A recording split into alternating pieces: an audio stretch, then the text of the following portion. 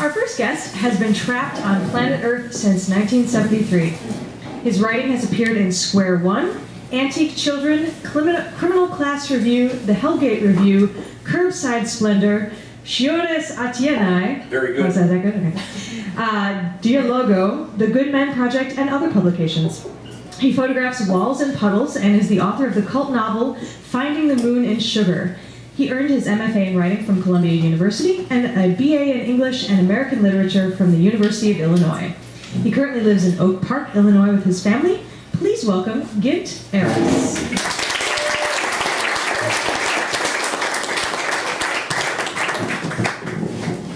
Perfect. You can hear me? Yep. Okay. I'm going to read about 5 pages from Finding the Moon in Sugar, my novel about a young man, 20 years old, named Andrew Novak, who's a stoner from Berwyn. He's the narrator of the book. It's a fond memoir. In this scene, he is in Lithuania, and he has just come to his youth hostel to find that his locker is open and all of his valuables are missing. And so he is now homeless. I was sitting under the bridge for maybe 4 or 5 hours. Now and then I just ate real small pieces from the bread and sipped the water to save it. Later on I seen this wet dog come by to look at me. For real, it was almost like he just appeared when I turned my head. He was staring all begged out, and his eyes dark and soft, and one of his ears flopped over.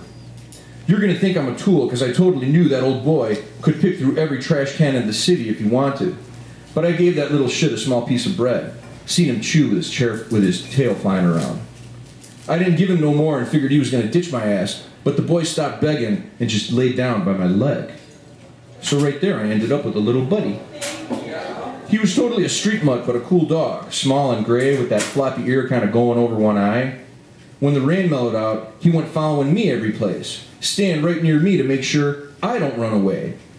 I had to think up some name for him, though it didn't feel right to give one in English. So I looked through them trash newspapers to get a Lithuanian name that was easy to say. Through all them 5 million words, I found Tepti and thought maybe that's a real name. But later on I found out it means to apply ointment. Though by that time the name was already stuck. Having Tepti totally worked out. I talked any stuff that went in my head to him, like the explanation how I got in this mess, with only bread and all my shit ripped off. The old boy would totally sit and listen real good, sometimes lifting that flopped ear like he didn't want to miss no important parts. I told Tepti all the shit I knew about Audra, like her whole damn story. And since jack shit is gonna happen to me for damn near 3 days while I'm homeless around Vilnius, this is a good place also to tell the story to you. Even though this is gonna be a short version, all the most important stuff's in it. Make sure you don't skip over none of it, because this stuff is important for later. You probably already guessed Audra was born in Vilnius.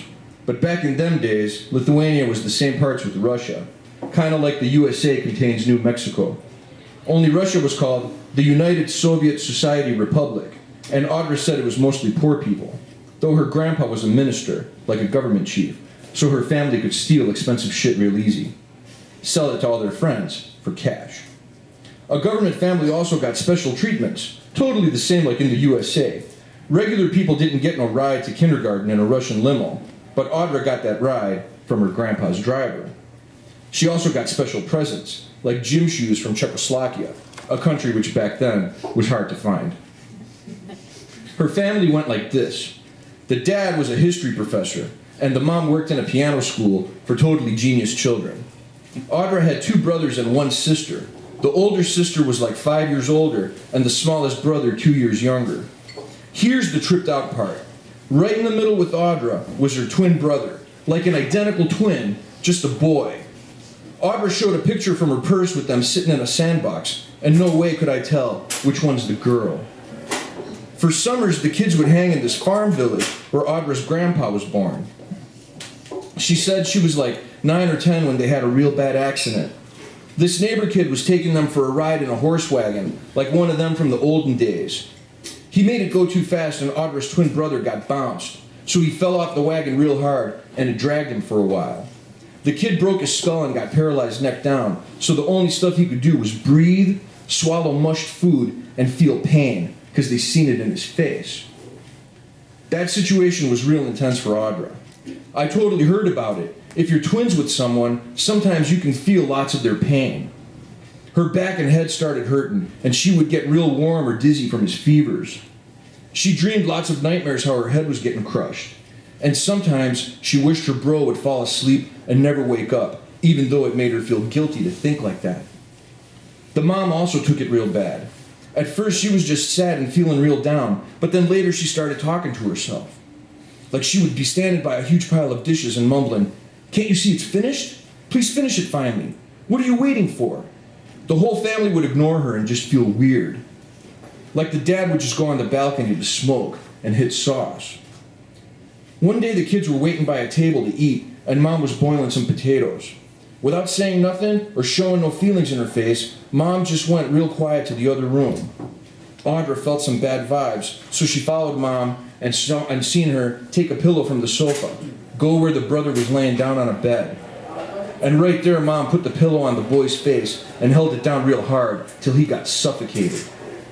Audra seen the whole thing, and she knew exactly when he died, because inside her this part had gasps and went hollow. She didn't hate Mom for doing it, said lots of pain went away kind of peaceful, but also it felt heavy, like a weight, real confused and wrong. The mom changed pretty drastic, like she stopped eating. Every day she would take a place at the table where Audra's brother used to sit, and she would put her food on the boy's plate. Pretty soon, the grandfather told some official dudes to put Mom in a hospital, though Audra said it was more similar with a jail. Anytime she visited, Mom thought Audra was her brother. She would talk stuff like, "Finally you come to see me. Why don't you come live with your mother?" Audra's mom died in that place some years later, like only a couple weeks after the grandfather, the mom's dad, died from cancer. That was a real bad time for the whole family, because the USSR was totally falling apart and going broke. Audra said the Soviet Republic was like welfare for the whole country, and you only had to pretend to work. But all of a sudden everybody got cut off, and without the grandfather, nobody got no more special deals. Audra's older sister married some dude from Germany, ditched the family, and never sent no cash.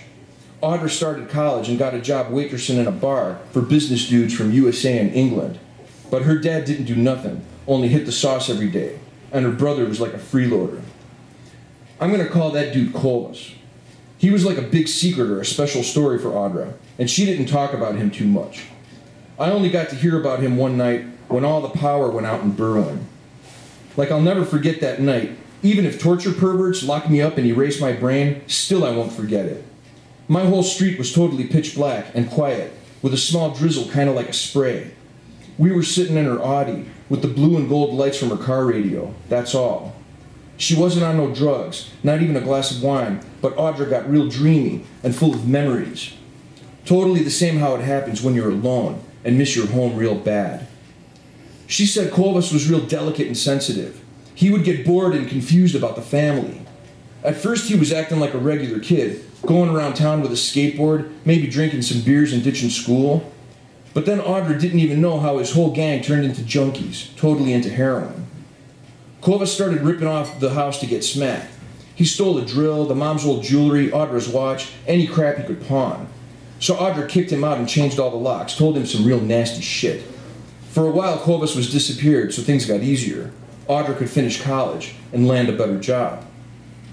This blew me away, because Audra was an English teacher for a while, freaking exactly the same school where her mom worked.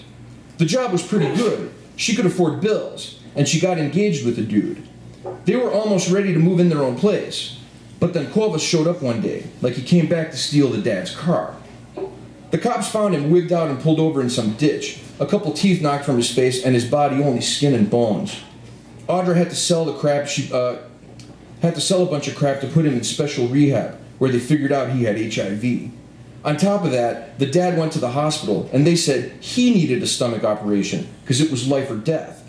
All the medical bills and problems chased away Audra's boyfriend. He dumped her and moved to Ireland. I remember how Audra was telling the story in the Audi. She started babbling to me real slow. "Andy, when you lose, you can watch yourself losing. Everything disappears, like you're standing and looking, can't do anything. My friends were telling me, you need a doctor, you need a shrink. Maybe I hated myself, I don't know. But I made a decision, and the decision paid me money. Thick clumps of the easiest, worst kind of money. When you see it come, not for teaching, not for waitressing, it comes and you see what people really value in this world. Dude, if you walk around any main street in Vilnius, pretty soon you're gonna run into a peep show. At night, me and Tepti walked around by a bunch, like a whole stripper mall right by this main hotel. All them pink and purple neon lights kind of making hypnotism on me. Audra got the best doctor she could for her dad, and she said she was gonna quit them shows once she paid the whole operation, plus her bro's rehab. Only her plan kind of backfired. Some people from her school had seen her in the show. I guess it was students who got in the bar. She didn't really know, but pretty soon she couldn't even show her face around the school. Somebody put a story in the paper, how the dead minister's family was only shame. A mom who killed her kid, a drunk professor, a sister who ran away, then a junkie and a stripper. After that newspaper came out, not even no strip club would hire Audra no more. The only move she had left was to try one of them internet ride deals, and that's how she got to Oak Park. I finished telling Tepti the whole story pretty much that way. Tepti, that's how come me and you are sitting in this park right now, with all our bread finished. It was this huge and real beautiful park, like flowers and nice benches. You can't know how I was hungry, kind of lightheaded, maybe going a little crazy. Lots of times I would see a blonde lady and think, maybe that's Audra. One time it was this dude with long hair, and he was maybe 6'3", with a chin beard. It was a pretty low point for me. Tepti would go through garbage cans, and I would think, maybe he'll find something in there and I'll totally eat it. Like I would watch people eat sandwiches or french fries in the park to see if they would finish all of it or throw some parts away. The situation was getting pretty bad. Me and Tepti were walking across the lawn in that park. Them lawns get cleaned real good, but by accident, I seen this piece of paper in the grass. First I thought I'm seeing shit. No way could anybody drop cash on the lawn. But then I went for a closer look, bent down to check, and fuck! Totally! It was cash! A freaking 10 litas bill, still nice and clean, without even no dirt on it. You don't know how I completely lost my shit right there and went whistling like a total freak. Tepti! Dude, we scored! Tepti's tail was going light speed, and we went by this Maxima grocery store to get some fresh rolls, a box of multivitamin juice, and a small piece of cheese. Freaking me and Tepti totally ate every damn ass crumb. I made my mouth like a vacuum cleaner to suck all the crumbs from the bag. Buying that food, I made sure to have change left over, like 2 litas for later. And I told myself, you gotta make this last, Andrew. Take better care of your shit. No way was I gonna put that change in my pocket, a heavy coin that could fall out easy. I had to stash it in a safe place, and I knew a good one in my backpack, like a secret pocket in there. So I opened that sucker up, looked inside, and let me just say hello to everybody. Let me just say hola, my best muchachos and compadres, because you better know what I seen in there. For 3 days I was walking around with my passport, a telephone card, plus Rimus' cell phone number wrote down on a piece of paper.